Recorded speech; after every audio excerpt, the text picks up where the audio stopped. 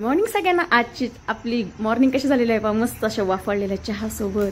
आणि आता मी सकाळी सकाळी नेहमीच फिरायला जात असते, तर पहा आज अशी मस्त अशी शुद्ध हवेमध्ये फिरायला गेलेले आहे. आम्ही गावाकडे राहतो, त्याच्यामुळं गावाकडची सकाळची हवा खूपच फ्रेश असते. तर एकदा आपण मस्त असं चालून आलेले आहे. आणि आज मला रुद्रला करायचे होते आप्पे. तर आप्प्यासाठी पहा रात्रीच बॅटर तयार करून ठेवलेलं होतं. तर त्याच्यामध्ये आता आपण घातलेला आहे कांदा, कोथिंबीर, टोमॅटो आणि मिरची. मुलांना हवी तेवढी मिरची तुम्ही घालू शकता. मी इथं अगदी कमीच मिरची घातलेली आहे. नंतर आपण इथे पॅन तापायला ठेवलेला आहे, त्याच्यामध्ये तेल घालून घेतलेलं आहे.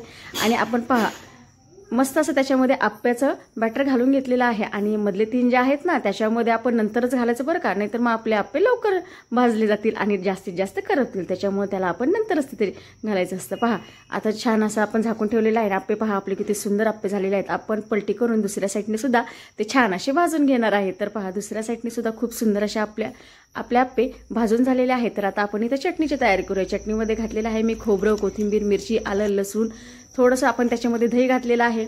आणि खूप सुंदर असं आपलं इथं पेस्ट तयार झालेलं आहे. तर पहा चटणी करण्यासाठी तेलामध्ये भरपूर अशी मोहरी घालायची आहे, छान तडकली की त्याच्यामध्ये कढीपत्ता घालायचा आणि वाटलेलं जे बॅटर आहे ते घालून घ्यायचं आहे. तर पहा रुद्र आज वारकरी झालेला आहे, तर रुद्रसाठी आपण स्पेशल मेनू बनवलेला आहे आप्पे. तर कसे वाटले तुम्हाला आप्पे? पहा वारकरी झालाच.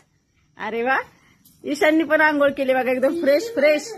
हा मला बी बनायचंय वारकरी. म्हणलं की तुझे मापाचे कपडे नाही. अरे वा. आणि ईशान तुला नाही वारकरी व्हायचं का? वारकरी व्हायचंय बघू. ओ हा बघू कसं वारकरी होणार आहेस. वाजव.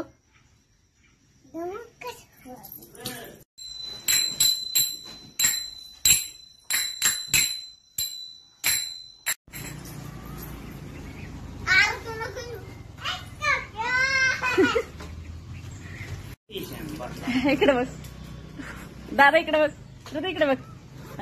आज दादाच्या शाळेत काय पालखी. दादा काय बनून चालला? वारकरी बनून चालला दादा. बर